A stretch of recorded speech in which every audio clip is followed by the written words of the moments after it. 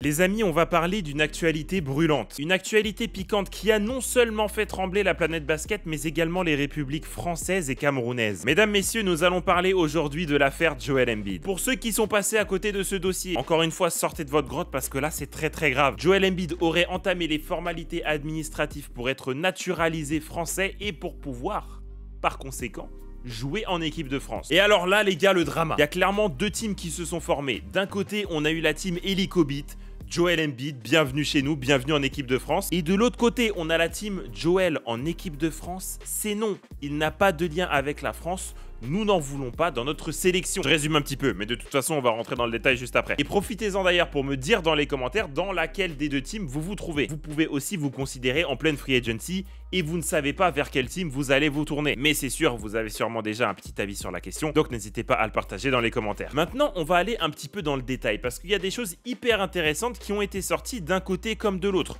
dans le pour comme dans le contre. Commençons d'abord par la team Joel Embiid en équipe de France, c'est non. L'argument qui revient le plus fréquemment, et c'est bien normal puisque c'est l'argument numéro 1, c'est le plus important et personne finalement ne peut aller à l'encontre de ça, c'est de dire que finalement Joel Embiid il a pas tant de lien avec la France que ça. Et effectivement, c'est vrai que si on regarde d'un peu plus près, Joel Embiid au final c'est un pur produit américano-camerounais. Ce que je veux dire par là, c'est que Joel Embiid il est né au Cameroun, il a fait ses études là-bas et après, je crois que c'est vers l'âge de 16-17 ans par là, il est parti aux États-Unis pour poursuivre ses études. Donc finalement, il est jamais passé par la case France. Il n'y a pas eu de parcours scolaire en France, de centre de formation en France, il n'y a rien eu de tout ça. Il a fait Cameroun, États-Unis. Et d'ailleurs, il y a une question qui me vient que je vais vous balancer comme ça. Et c'est une vraie question. Honnêtement, j'ai pas la réponse. Donc si jamais vous avez des petits éléments ou quoi, soit des informations vraiment fiables, ou alors des petites suppositions ou quoi, n'hésitez pas dans les commentaires. Au lieu de faire les démarches pour être naturalisé français, pourquoi Joel Embiid ne fait pas les démarches pour être naturalisé américain? Parce que si vraiment on commence à parler de chances de titre, de médailles, etc., il n'y a rien de mieux que les États-Unis aujourd'hui. Bref, voilà, c'était une petite question comme ça que je me posais qui, à mon avis, mérite d'être posée. Mais n'ayant pour l'instant pas la réponse, on va continuer. L'absence de lien avec la France, elle est réelle. Cet argument-là, il est carré, on peut pas le nier. Et on sait qu'une sélection nationale, c'est pas un club. Il y a toute une histoire derrière, il y a une culture, il y a des valeurs communes qui sont partagées. Les joueurs se rassemblent sous le même drapeau pour une même cause et compagnie, mais tu sais, c'est une cause un petit peu plus noble que juste gagner des titres. C'est vraiment représenter son pays. Il y a une symbolique quand même qui est très forte avec le maillot national. Que ce soit d'ailleurs pour la France ou pour n'importe quel autre pays du monde, c'est pareil. Et là-dessus, sur cet argument-là, peu importe que vous soyez dans la team Helicobit ou dans la team Sceptique, on est obligés tous d'être d'accord sur un même point. Demain, Joel Embiid joue pour la France, on peut pas dire qu'il aura la même fierté de porter le maillot tricolore qu'un Tony Parker, qu'un Evan Fournier, qu'un Nicolas Batum et compagnie. Et oui, c'est dérangeant. Je veux dire, même dans un souci de cohérence, imaginez un petit peu le scénario. Demain, il y a les championnats du monde, il y a les JO, on finit à la première position, retour à Paris, on est sur les Champs-Élysées, Joel Embiid comme ça avec un drapeau français, franchement j'y crois pas. Ce que je veux dire par là, c'est qu'il y a quelque chose qui va sonner faux. Mais au final, ça n'a rien à voir avec lui, c'est comme ça pour tout le monde. Demain, moi, tu me mets dans la sélection espagnole, j'en ai rien à foutre de l'Espagne. J'aime beaucoup l'Espagne, je suis allé en vacances une fois à Barcelone. Mais il n'y aura pas cet attachement culturel, les valeurs, tout ça, il n'y aura rien de tout ça. Comment tu peux représenter un pays pour lequel tu n'as pas d'attache? C'est ça que je veux dire. Je pense que la réponse, elle est simple, tu ne peux pas le représenter. Tu es un joueur qui va aider un effectif à atteindre un but, la même chose qu'en club en fait. Mais au-delà finalement de l'aspect sportif, tu vas pas représenter ton pays. Après, attention, là, on est vraiment dans le sportif, c'est-à-dire que moi, vous, on n'est pas là pour dire Joel Embiid, il mérite d'être français ou Joel Embiid, il mérite pas d'être français. Ça, c'est pas notre problème. Ce que je veux dire par là, c'est que si demain, l'État français dit Monsieur Embiid Joel,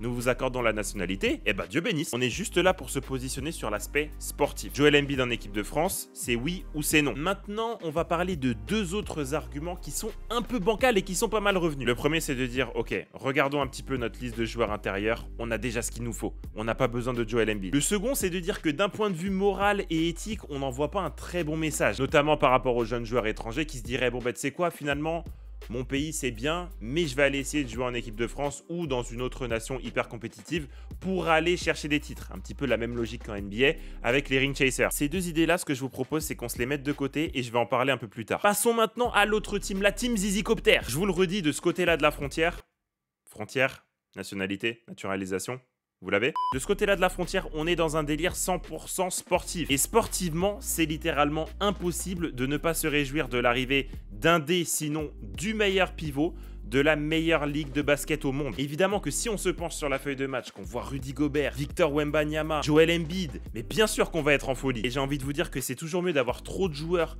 trop de talent sur un poste. Et donc à ce moment-là, on est obligé de faire des choix, mais ça c'est des problèmes de riches. Par exemple, un problème qu'a toujours eu Team USA, c'est mieux d'être dans cette situation-là que dans la situation inverse. En plus de ça, aujourd'hui, on va pas se mentir, le but c'est de battre Team USA. Et avoir les meilleurs talents disponibles, c'est aussi nous donner des chances supplémentaires d'aller les battre, et donc ça augmente nos chances de médaille. Maintenant, revenons un petit peu sur le côté éthique. Encore une fois, ce que je vous dis n'engage que moi, c'est mon avis personnel, vous connaissez, mais pour moi, là, on n'est pas dans un débat, c'est bien, c'est mal. Pour moi, à partir du moment où on parle de ça, on est un petit peu hors sujet. Je vous dis ça parce que l'arrivée de Joel Embiid demain en équipe de France, c'est pas quelque chose de déloyal. Là, ce qui se passe, c'est qu'on est en train de parler d'un droit dont disposent toutes les sélections nationales. C'est littéralement écrit dans le règlement FIBA, donc on peut dire que c'est bien, c'est mal, mais au final, on n'enfreint aucune règle, on utilise juste une possibilité. Donc on peut dire ce qu'on veut, on peut aller sur un débat de valeur en disant non, mais c'est bien, non, mais c'est pas bien, mais au final, c'est juste dans le règlement. Maintenant qu'on a dit ça, et si on veut utiliser notre joker, on n'a pas 10 000 solutions. Soit on prend un joueur qui a en priorité des liens avec la France, soit on prend le meilleur talent disponible, et pour moi, le choix, il est vite fait. Imaginez demain, Vincent Collet, il a le choix entre deux joueurs. D'un côté, on a Monsieur Joel Embiid, MVP en puissance, multiple All-Star, franchise player, il accumule record sur record, un monstre, une bête. Et de l'autre côté, on a Blacky qui a des liens avec la France. Ouais, l'exemple était peut-être pas ouf. Par contre, il y a un truc aujourd'hui sur lequel je suis hyper mitigé, ça serait l'effet qu'aurait Joel Embiid sur le groupe France. Parce que là, bon, vous allez me dire, c'est un petit peu bête à dire, mais on n'est pas sur 2K, ok? On n'est pas sur My Team où on prend un joueur par-ci,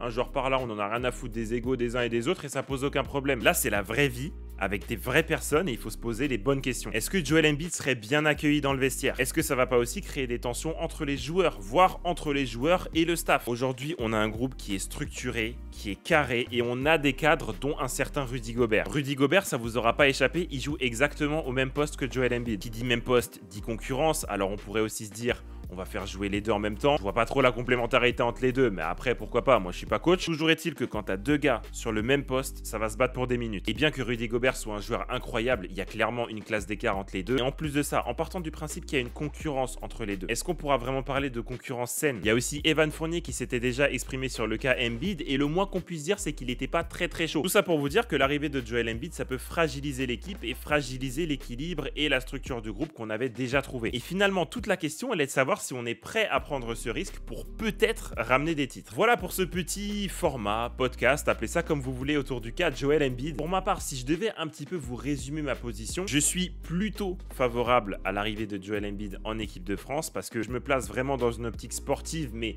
plus sportive sur le terrain, en me disant mais Joel Embiid en équipe de France sur le terrain, mais ça serait incroyable. Mais j'ai quand même une petite réserve que je viens de vous expliquer par rapport au groupe, comment ça pourrait le fragiliser, le déséquilibrer et finalement un petit peu détruire ce qu'on a mis des années à bâtir. Comme la dernière fois pour le cas Russell Westbrook, on est sur une vidéo faite par un fan pour des fans de basket. Donc n'hésitez pas bien sûr à réagir dans les commentaires. Je vous le dis une fois par an, mais n'hésitez pas non plus à vous abonner à la chaîne. Et on se donne rendez-vous la semaine prochaine pour toujours plus de contenu basket.